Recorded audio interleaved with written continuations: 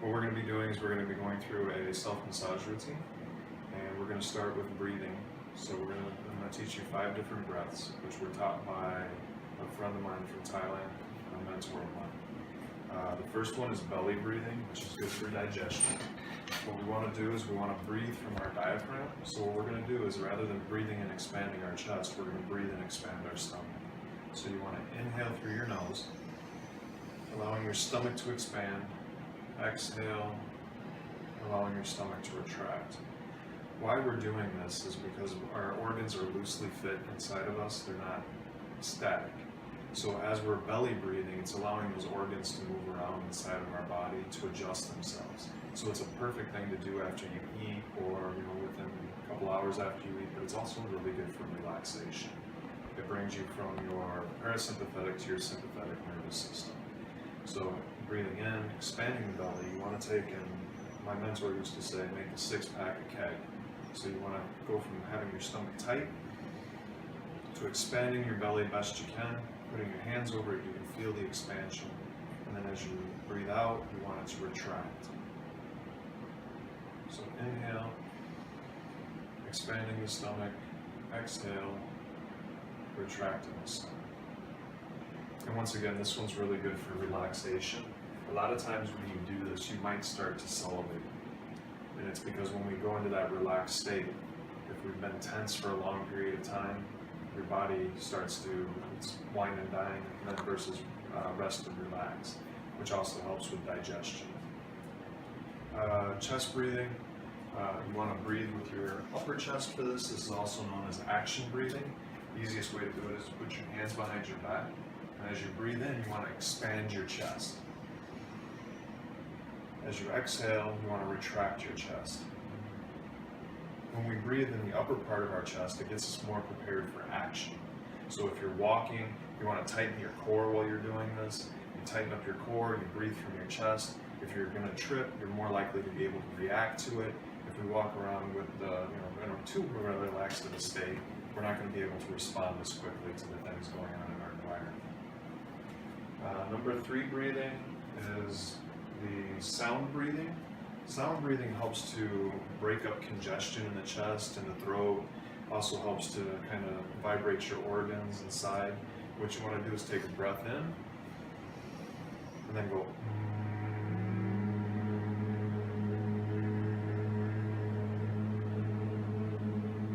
As you're making that sound, you want to try to drop the sound down into your belly. So if you practice it, you can drop it down into the stomach. My mentor used to say that there's people over in Thailand, some of the old ladies over there, that can actually vibrate the entire room by dropping this sound down into their bellies. They've been doing it and practicing it so long. But that helps to break things loose. If you want to, as you're doing the sound breathing, you can rotate your head around. You'll feel how that's affecting your neck, and that vibration will also help soften up the tissue of the neck. The 4th form of breathing is meditation breathing. For this, the energy of our bodies typically comes up from the front of our bodies, over the top of the head, down the back of the head, and back into the ground. But what we're going to do for meditation breathing, that was backwards. It's going to come up the backside of your body, over the top of your head, down into the ground. What we're going to do is we're going to reverse that energy flow intentionally in our meditation breathing. We're going to breathe in through the nose and visualize the energy coming up to the top of the head, down the back of the head, and out and around through the mouth. So you want to inhale, up to the top of the head, exhale, down the back of the head, and out through the mouth. This also can put you in a very relaxing state. It helps to quiet the mind because you're focusing on the breath. Anytime that your mind is going crazy, if you take a moment and just focus on your breath and do deep breathing, you can get things to relax. The importance of doing breathing and breath work is the cells of our body respirate exactly like we do. So if we're not getting a proper exhale to release toxins, neither are our cells. If we're not getting a proper inhale to bring oxygen in, neither are our cells. So if we shallow breathe, our cells are just building up more and more toxins. So we got to release that. And a lot of people don't know or understand that. And this is very important. If, like I said before, if there's anything that's really important on this sheet to do, it's your 5 breaths. If you can practice your 5 breaths every day and do each one 5 times, you're taking 25 deep breaths. And that will profoundly change the way that you interact during your day. With the meditation breathing, as you breathe in, visualizing the air go up to the top of your head, exhale, running it down and out through your mouth. Try to relax. Try to bring yourself into a place that makes you happy. If it is in the embrace of a loved one, visualize or sense you being embraced by that loved one. If it's going to a place up in the mountains or down by the seashore that allows you to put you in a relaxed, happy state, go into that space. If it's the smell of your coffee in the morning, the smell of roses, visualize that as you're coming and breathing. And all these breaths have different significances that can be used in couple together. I'm just trying to come up with a word I'm not getting, but to put it together, and they have different benefits for healing. And that's a little bit more expansive than we're going to get into today. But Tai Chi breathing is the 5th breath. The guy I studied under called it rectal breathing, but I also found in Tai Chi that there's people that teach it as well. What you're going to do is as you inhale, you tighten up your lower back, your buttocks, and your perineum. So the area between your legs, that skin.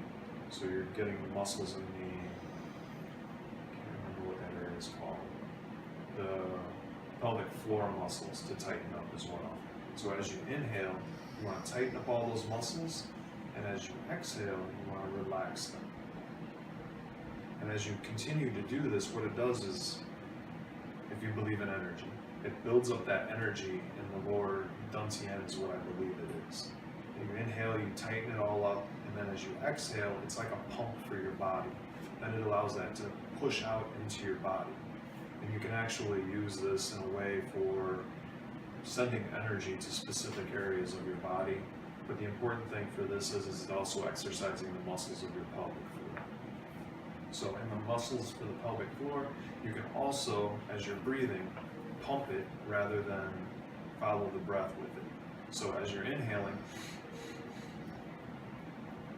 just keep squeezing and releasing, squeezing and releasing. You can do this while you're driving, you can do this while you're sitting in an office, you can do this anywhere that you're at. Nobody's even going to realize you're doing it. Now we're going to get into the self-massage portion of it, and we're going to have some references to the different pages that we have inside of our book here. So the first one that we're going to do is rubbing our head, which would be the first chart here as well. It has the different points on the skull so that we can know what we're working. And there's a chart in the back of the booklet that lists all of your muscles. And then they're color coordinated with the different names.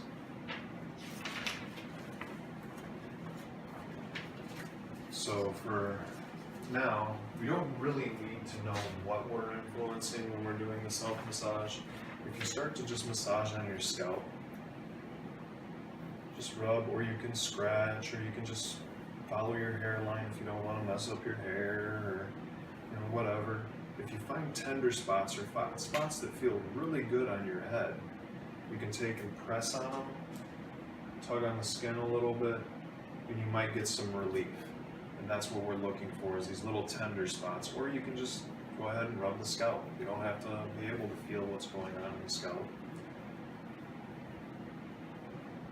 But the chart there will show us, like for instance, if you got a spot that's here, it would be number 5. So there's a list of muscles that would actually go along with that.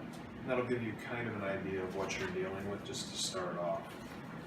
And as we're going along, you can actually kind of work on different parts specifically. Rubbing your ears.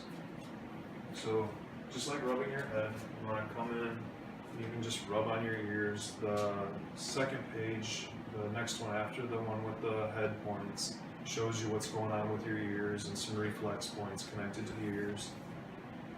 What you're looking for is little tender spots. If you find a spot that you feel referring to your body in another spot, or if if you find a spot that's just a little tender, you can pinch and hold. A lot of times on the circumference of the ear, you'll also find, so like here is a little tender on me. If you bend this over, there's going to be a spot behind the ear along the skull that'll also be a little bit tender. Want to make sure you get inside the lines of your ears.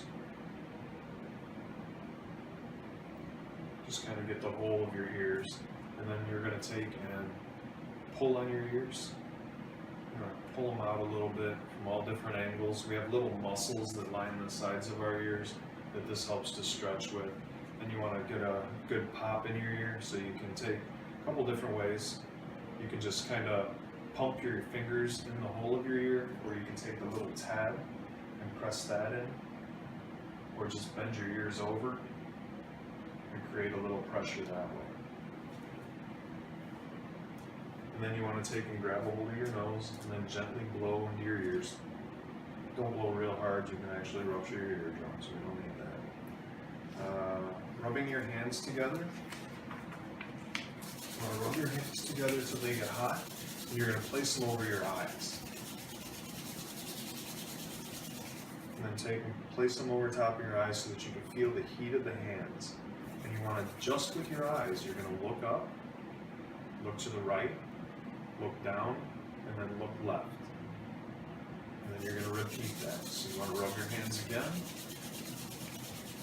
look up, look right, look down, look left. And this helps to stretch out the muscles of the eyes. Our eyes don't often get a little workout, so it's a good way of getting on a little bit of a workout. Now you're going to want to rub your face. Once again, if you go back to the first picture, it shows you a couple points on the first page that'll give you an indication of what you're working on your face.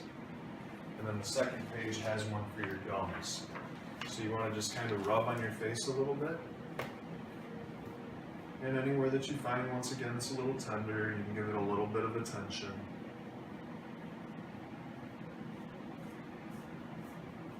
Just kind of pressing in, coming along your gums, work along there. A lot of times there's tenderness in the gums, and that chart on the second page will show us what exactly we're working on.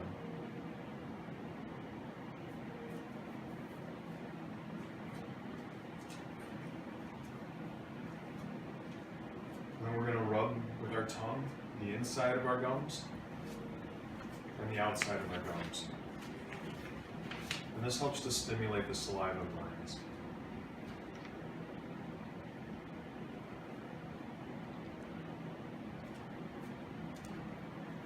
And then we're going to pinch on our SCM. The SCM is a muscle that comes down the side of our neck. It stands for sternocleidoid and mastoid. It attaches to your sternum, your clavicle, and your mastoid process. It makes an upside down Y when you turn your head to the side. So what you want to do is you're going to go ahead and take your fingers, grab a hold of both of them, and just gently pull them forward. And then you're going to take your hands behind your traps, and as you pull down and pull them forward, you're going to look up. And that helps stretch out your neck muscles a little bit. And then we're going to rotate the head. So what you want to do is just take and rotate your neck a little bit. We're going to get into something now that's called fascia, or fascia, depending on who you are and what country you're from and what you do for a profession. And what we're going to do is we're going to pinch into the skin. I'm going to explain fascia really quick. It is a thin connective tissue that wraps through and around everything in our body. It works on a hydraulic system, so it's a bunch of microtubules that become full of water or become void of water. As the water changes, the structure of the fascia changes. As we have an injury or repetitive stress, these are things that cause the fascia to tighten up.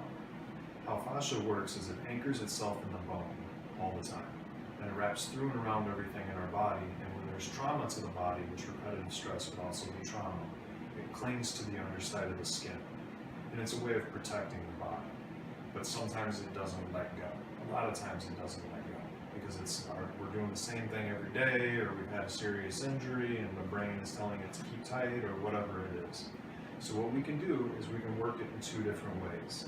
We can massage the bone, and if we massage the bone, that's where it anchors in. So just pressing on the bone pushes the water through the filament. So a lot of times, according to one of the people that I studied under, if you massage the bone and there's tenderness there, it's because the fascia is tight and it's pulling on the skin of the bone. The skin of the bone has more nerve endings than anywhere else in our body. So what we're feeling is the nerve endings responding to us pressing on the bone. So even in your hand, if you massage a spot and it's a little tender, rub that spot. If it's too tender, tap that spot. You don't have to rub really hard. All we're doing is pushing water through these little filaments. And just like a garden hose, you don't want to push real hard anyway, because if there's too much pressure for it, you're going to rupture up a garden hose. So you just want to get that fluid to move. Sometimes the lightest pressure is what you're going to do in order to get that fluid to move. Another way of working on it is to pinch a hold of the skin, which is what we're going to do here with our necks. So we can do the rotation, but if we need to really release our neck, sometimes people have what they call forward head. Your head starts to pull forward on you like this. It's because the SCM is tightening up. If you pinch on, fascia likes to bind in cleavage furrows. Anywhere that you have a little dip in your body. So when muscle belly meets muscle belly, when bone meets bone, when bone meets muscle, we have little cleavage furrows, which is a little dip in the body. And that's where fascia likes to bind. So if we go along the SCM and we pinch in the front of it where the belly meets the other muscles, and then move our head around, you'll feel it kind of pull in your finger. A lot of times you'll get popping and creaking. The popping and creaking is wonderful and it should be there, but you can do this anywhere on your body. If you're having problems in your arm, come in and pinch the skin where you feel that issue, but also keep in mind and move the arm around. But keep in mind that a lot of times where we feel it is not where the problem is. It's actually coming from the opposite side, which is a wonderful analogy I was taught when I was in massage school. If I'm walking by a wall and I get my shirt hung up on a nail, it pulls my shirt across and it's tight here, but the problem's over here. This is where I feel it, but this is where the issue is. So we have to release not just here, but over here to get the relief to pull across and relax everything else. So from the neck, we are going to go down to the shoulders. Shoulder rotation, you want to just kind of rotate your shoulder around. Try not to hit the stuff on the ceiling as you're doing it. You can also grab a hold of the skin while you're doing that. And that's you're going to feel it pull, even going down into your chest. Sometimes you'll have tension in your chest and it'll pull your shoulder forward on you. And you'll feel the pain in your back. But if you can get the front to start to release, the pain in the back will ease up as well. And then you want to do the cross stretch. So just come across your body, allow your arms to, that shoulder pop there. Stretch out that way. Cross elbows, rotate shoulders. Now we're going to work on our elbows. So we're going to rub the elbow. Then you're going to rub back the other way. As you're doing this, you're pulling the skin around. And that's another way to actually work your fascia, is to come in and just press on the skin. And that'll help pull it. And then we're going to rotate our arms. And this helps to just get things moving around a little bit.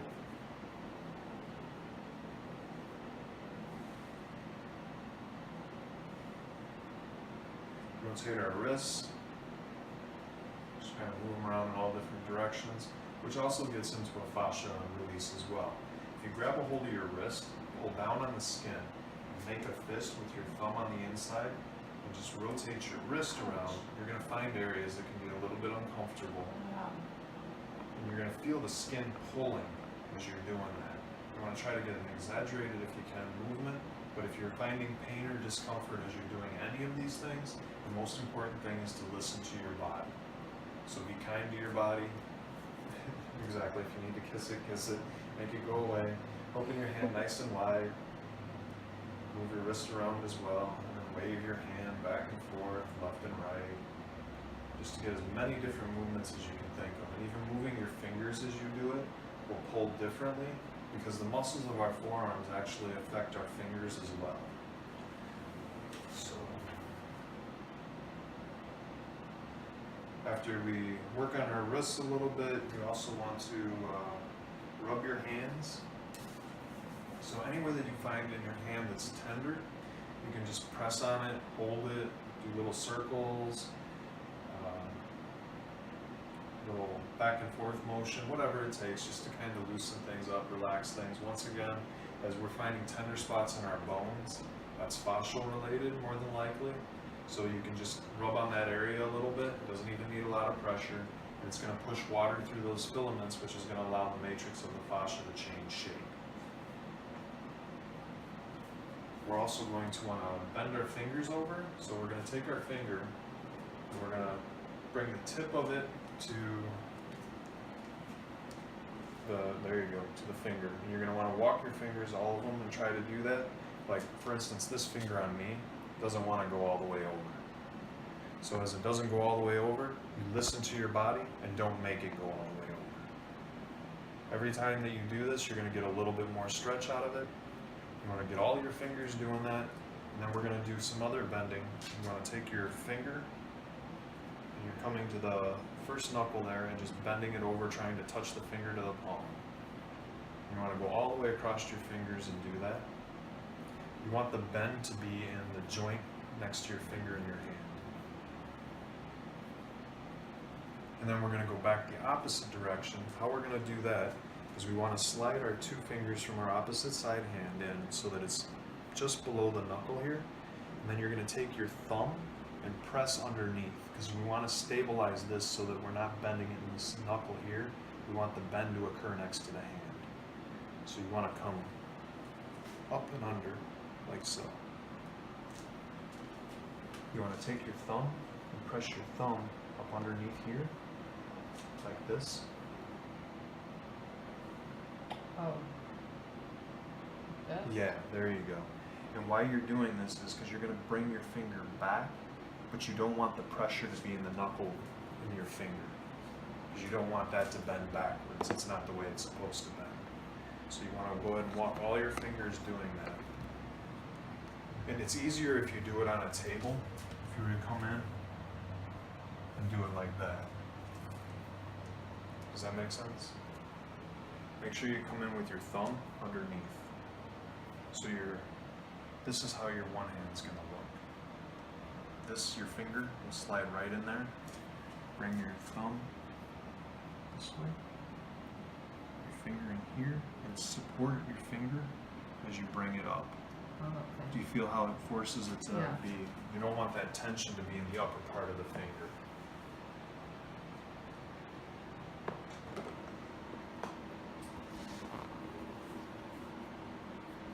And then we're going to do our thumbs. With our thumbs, we're going to first come in here like so, and bring the thumb down towards the wrist. So, yep, just like that. Oh, bring your wrist this way. There you go.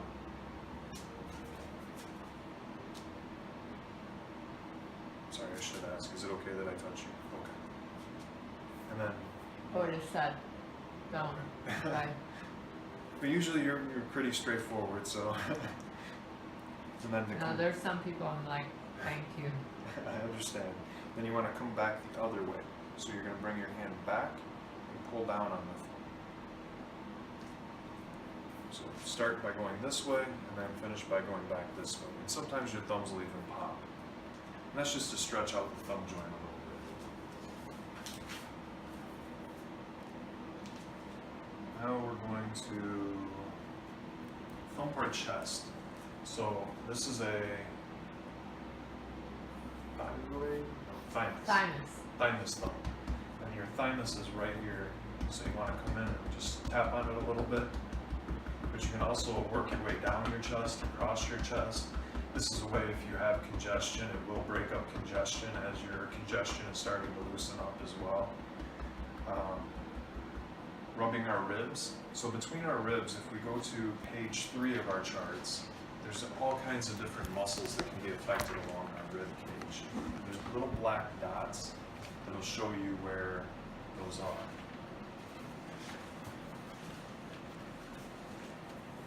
All these little dots here are different muscle groups.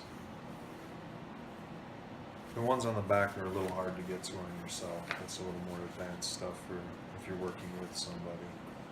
But all the stuff on the front, just coming in and massaging those areas, you're going to find different tender spots, and working those tender spots is going to work things loose on your body.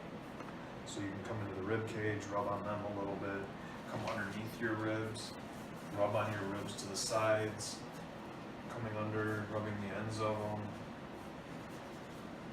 Anywhere that's tender, just give it a little bit of attention. Then we're going to move on to the stomach.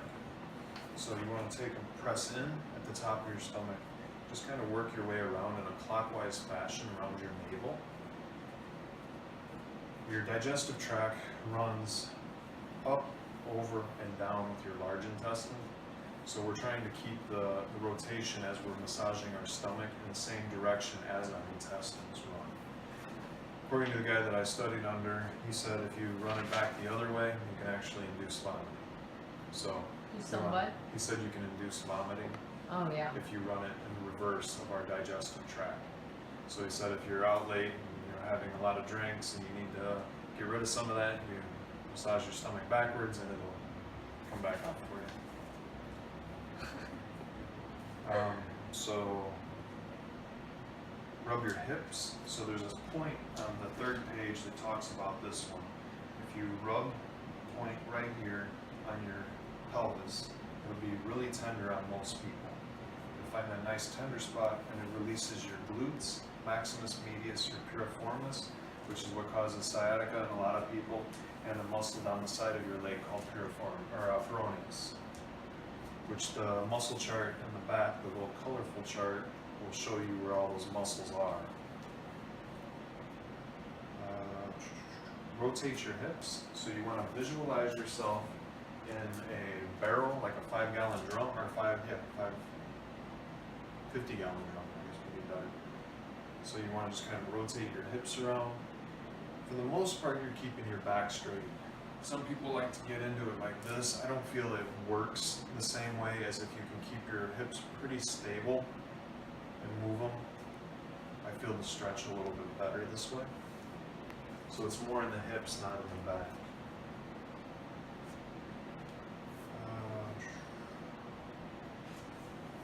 So now what we're going to do is we're going to lock our arms behind our knees. So we come in, we can either grab a hold here, grab a hold of the calves. If you can, if you're really stretchy, you can grab a hold here. But we want to keep our belly against our thighs. So when we come up, we're just trying to raise our bottom. And this is actually a really good example of proper stretching as well, because if I can make myself go higher, but then my back changes shape. I'm actually stretching further than what I should be. And when we stretch and other parts of our body start to move, that's too far of a stretch. If we're coming across our body, for our arms for instance, if I come here, that's my stretch.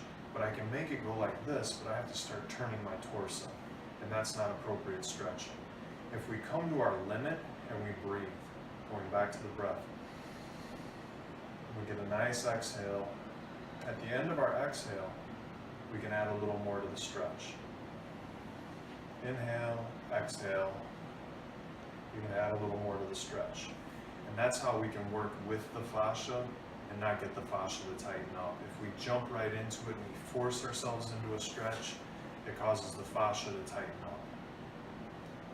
And we don't want that. We want to work with our body and allow things to relax. Be very patient with your body. If it can't do things what we're doing on the first couple days or even in the first year, be patient with your body. It will open up. It's when the body is ready. And then there's a mind-body emotion connection as well, but that's something not really for the self-massage portion of this. Stretching your adductors, so behind the legs is the one stretch. You want to keep your abdomen to your thighs and then raise up. And you can do that a couple times if you want, just to try to get that stretch. It'll stretch the back of your legs, it'll stretch through your back of your body as well. Stretching your adductors, there's a couple different ways you can do it. You can come in and stretch into it like so. You want to keep your foot flat on the ground, toes pointed forward if possible, and just kind of work back and forth. The more vertical you can keep your torso, the better. But then there's also in yoga what they call a triangle pose. So you start off one foot facing your forward, the other foot facing to your side. You want to put your arms out, lean into it, and then come down and forward to touch your thigh, and that'll pull through your adductors as well. And there's reflex points that you can rub as well that'll help with the adductors. All of these reflex points are huge, fundamental. Rotate your knees. So you want to put your knees together, go one direction. It'll also help to work your ankles a little bit when you want to open them as well. And then go back the other direction. And then massaging your shins. Dealing with the idea of fascia again. Your shin bone runs on the inside of your leg here. You want to come in and just kind of massage and find any irregularities. The bone itself should be really smooth. If you find little bumps in it or what feels like a jelly or something on the surface of it, you want to just give it a little bit of attention. What's going on is the fascia is tight around that area.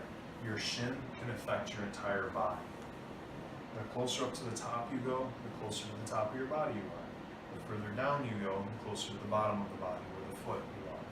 So coming in and just massaging anywhere that you find that's tender, and on some people it'll be almost excruciating to touch to start with.